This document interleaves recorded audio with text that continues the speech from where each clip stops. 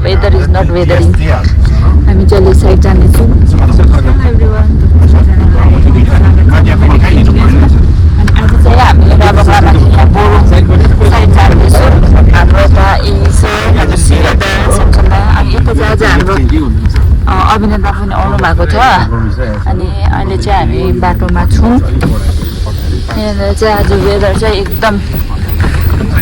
बाटो अनुसारको वेदर छ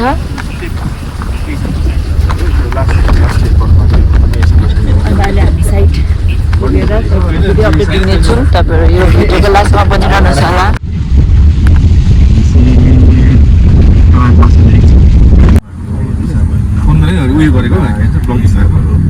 सबैजना आज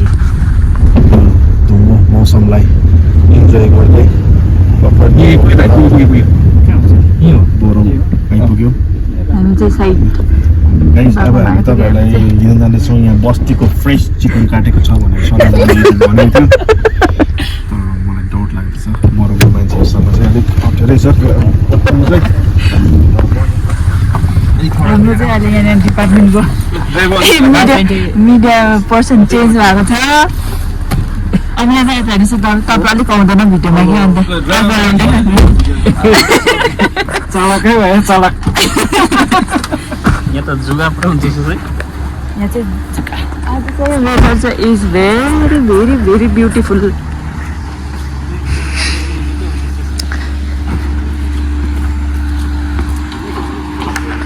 हाम्रो फ्युचर जस्तो धुम्म परेको रहेछ वेदर पनि यता चाहिँ हाम्रो कन्ट्राक्टर सर हुनुहुन्छ उहाँ चाहिँ अघि पुरा भिजेछ यो अर्को साइडमा जाँदाखेरि पानी परेर ए साइड त देख्नु पनि छैन रहेछ अब तल पुगेर मात्रै देख्ने रहेछ यहाँनिर चाहिँ बाटो डाइभर्जन भएको छ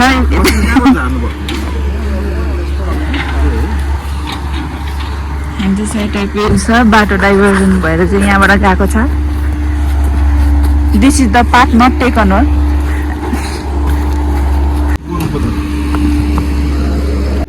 बोरुङ स्कुल अनि यहाँनिर चाहिँ हाम्रो साइड चाहिँ यो परेको छ यहाँनिर ग्राउन्ड कन्स्ट्रक्ट हुँदैछ म तपाईँहरूलाई माथिदेखि नै देखाउनु पर्यो यो चाहिँ धुइँडीको म्युजिक हो यो चाहिँ हाम्रो खेलाउने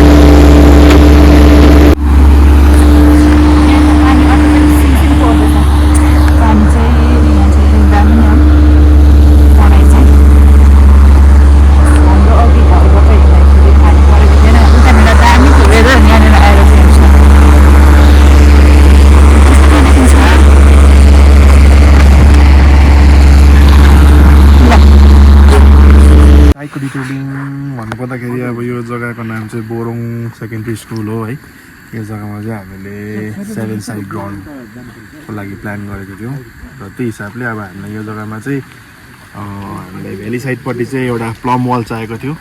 जो हामीले भर्खर रिसेन्टली नै कम्प्लिट गऱ्यौँ तपाईँले देख्न सक्नुहुन्छ है यहाँ हाम्रो प्लम वाल भर्खर लागिसकेको छ र फिलिङ पनि लगभग 70% फिलिङ भइसकेको छ र अब हाम्रो हिल साइडपट्टि अब हाम्रो ग्यालेरी र रेस्ट वाल आउँछ एन्ड आफ्टर यसको अलिकति भए पनि लेआउट बनिसकेपछि आई विल एक्सप्लेन यु त्यसको बादमा फेरि नेक्स्ट फेजमा है अहिलेको लागि चाहिँ क्रिसमस अनि यो चाहिँ यता यो साइड चाहिँ एक्जिस्टिङ ग्राउन्ड हो यादै छ यो अन्त जान्छ नि यहाँ फेरि हजुर अनि अब यो प्लम गएर यता हो यहाँ फेरि अब यो सुता टिपेर गएर फेरि यहाँ प्लमै जान्छ पर उहाँ चाहिँ यहाँको कन्ट्र्याक्टरज्यू हुनुहुन्छ प्लम जान्छ यता अनि यहाँनिर चाहिँ मेन जति पनि ठुलो एरिया चाहिएको चाहिँ यहाँनिर हुन्छ फुटबलको लागि अनि this side will be the volleyball कोर्टहरू अनि यहाँनिर चाहिँ मल्टिपर्पोज ग्राउन्डहरू जस्तै हुन्छ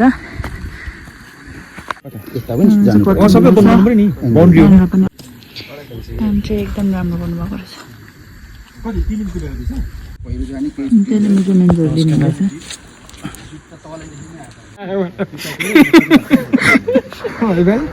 साइड जाँदाखेरि लाउने जुत्ता चाहिँ यस्तो अरे के हुन्छ अरे यस्तो जुत्ता लाग्यो यस्तो जुत्ता लगायो नि कोब्रा पनि हो रहेछ दाँत भाँचिन्छ कोब्राको अलिकति जान्छ होला कोब्राको दाँत भाँचिन्छ 3 फुटे चाहिँ कुन चाहिँ 3 फुटे हुने बाटो छानी छानी हिँड्नु पर्ने रहेछ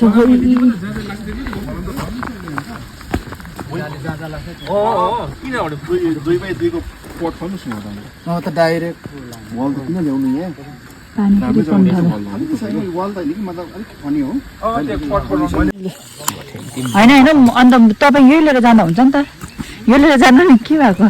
यस्तो छ जे चाहिँ यस्तो हुन्छ अब मेजरमेन्ट्स लिनुपर्ने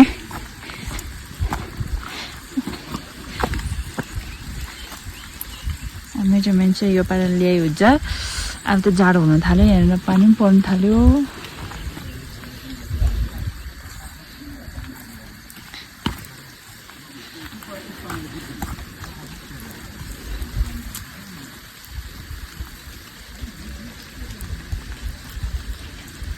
आया कुतो तानेको भयो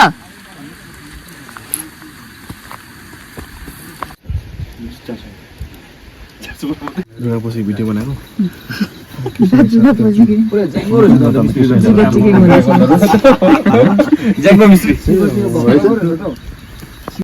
अन्त अहिले चाहिँ यहाँ गर्नुको कामहरू सकेर उहाँहरूको अलिअलि डिस्कसनहरू हुँदैछ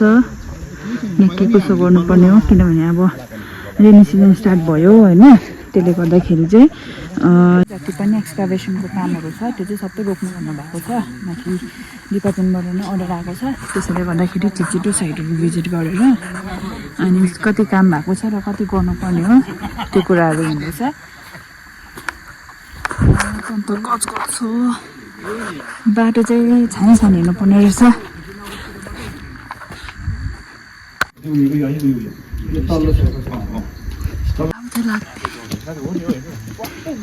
भयो यहाँनिर चाहिँ अब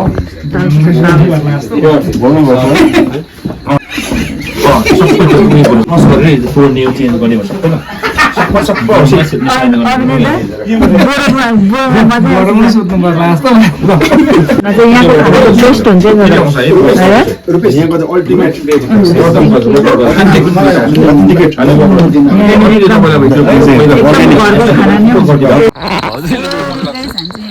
ढिलो भएको छ केही कामले गर्दाखेरि अब चाहिँ